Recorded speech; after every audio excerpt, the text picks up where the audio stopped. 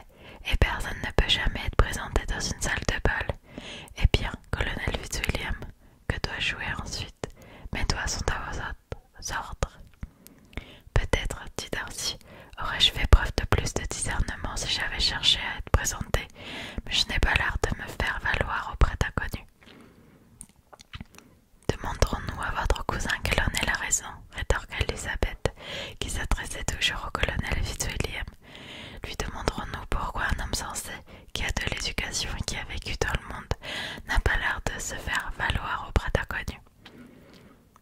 Je puis répondre à votre question, dit Fitzwilliam, sans faire appel à lui.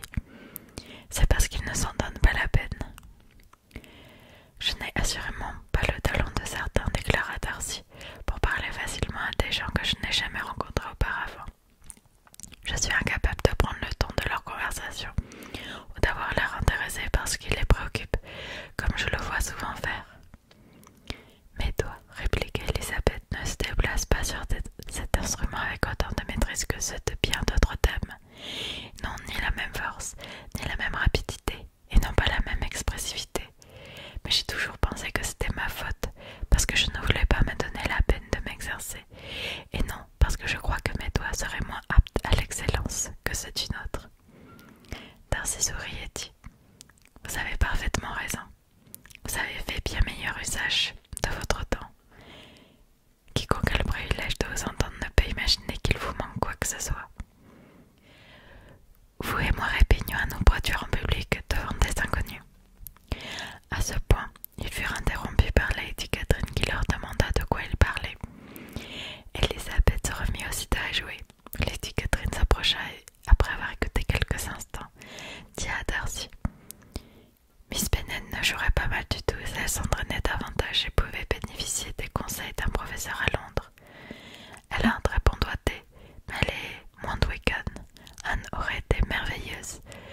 Une merveilleuse musicienne si sa santé lui avait permis. » Elisabeth observa Darcy pour voir cela qui essaie aux louanges de sa cousine, mais à aucun moment elle ne put discerner chez lui le moindre symptôme d'amour, et à en juger par la manière dont il se comportait avec Miss de Bourgh, elle tira pour Miss Bingley la conclusion réconfortante qu'il aurait tout aussi bien pu l'épouser, elle, si elle avait fait partie de la famille. Lady Catherine poursuivit sa remarque sur la prestation d'Elisabeth et y mêla de nombreux avis sur l'exécution et le ton musical.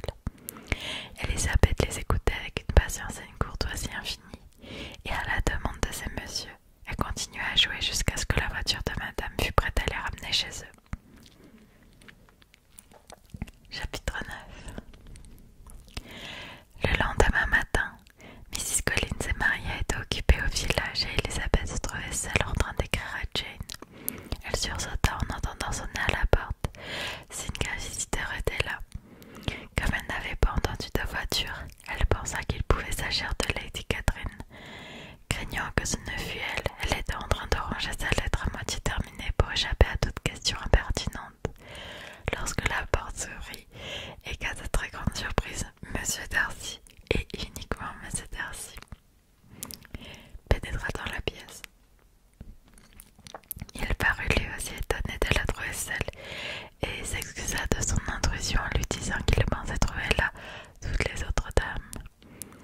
Ils s'assirent et lorsqu'elle eut fini de s'enquérir de Rosings, ils parurent sur le point de sombrer dans un silence total.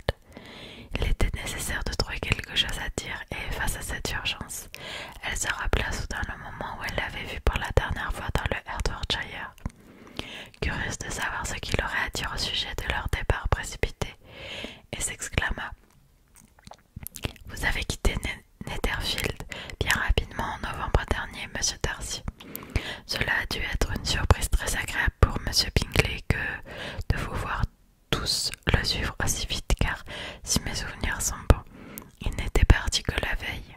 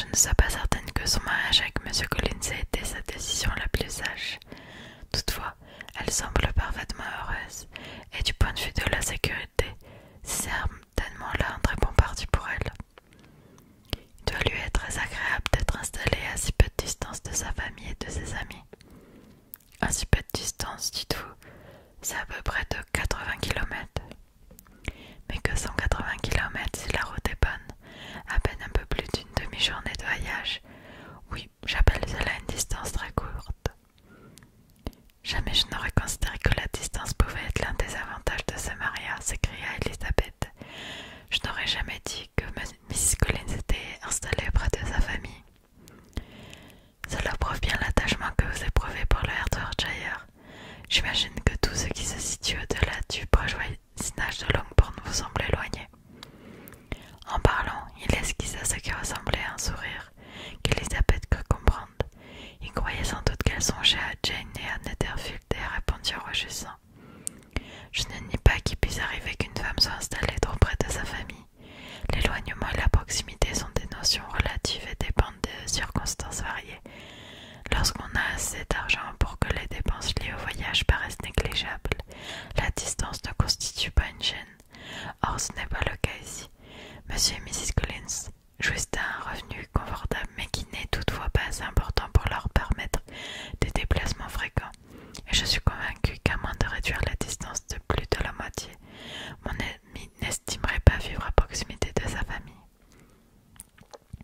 M. Darcy approcha légèrement sa chaise de la scène et lui dit « Vous ne pouvez pas prétendre éprouver un tel attachement pour votre terre. Vous n'avez sûrement pas passé toute votre vie à Longbourn. » Elisabeth parut surprise. Changeant d'avis, M. Darcy remet la chaise à sa place, prit un journal sur la table et tout en le parcourant, demanda sur un ton plus froid « Lequel de vous plaît ?»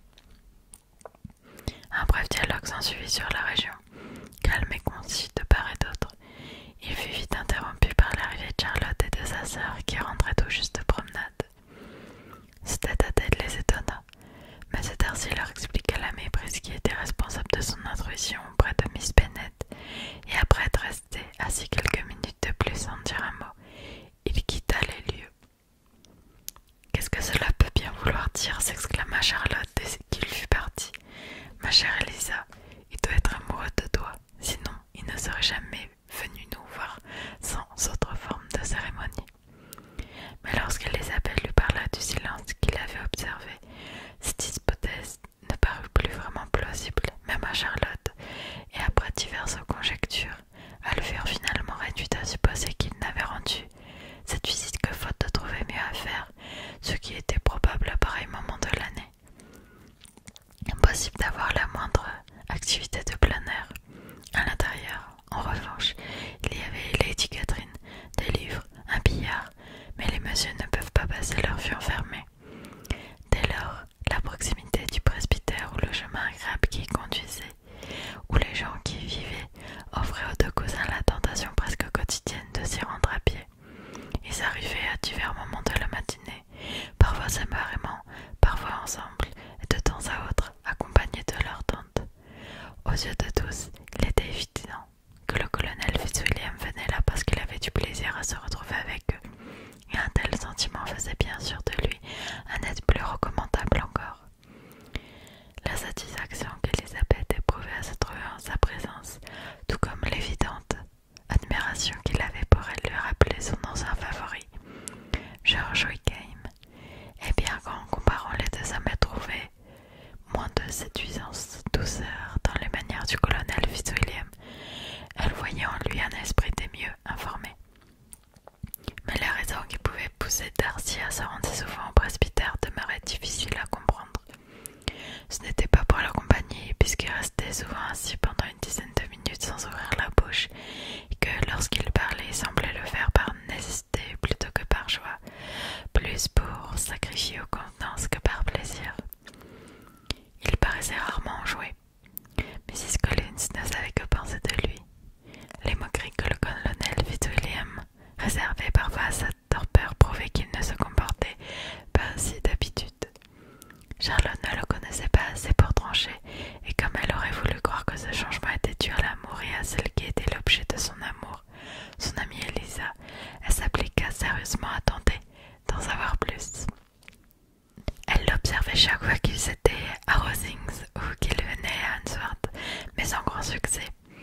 S'il regardait beaucoup son ami, l'expression dans son regard pouvait s'interpréter de diverses manières. Il était résolu, sincère, pourtant à se demander s'il était vraiment admiratif, car il semblait parfois ne révéler qu'un esprit absorbé par les soucis.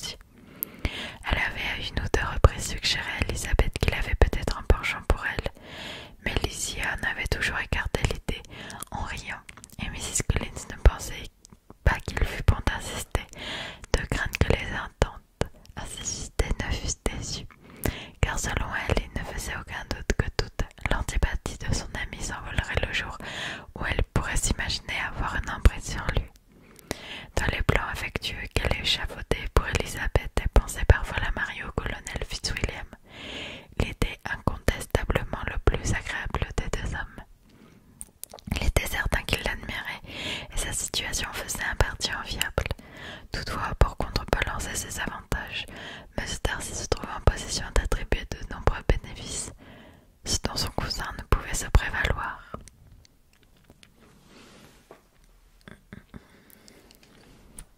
Bon, comme d'habitude, on lit de petits chapitres.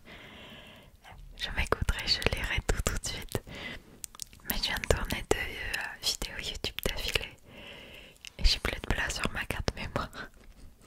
Donc il faut que je m'arrête là, mais je pense que ça se voit dans ma lecture.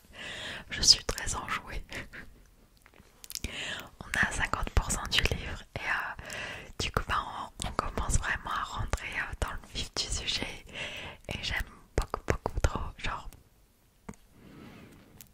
pas beaucoup la lecture, c'est juste un passe-temps pour moi, c'est vraiment une passion, ça me fait vivre plein d'émotions et j'adore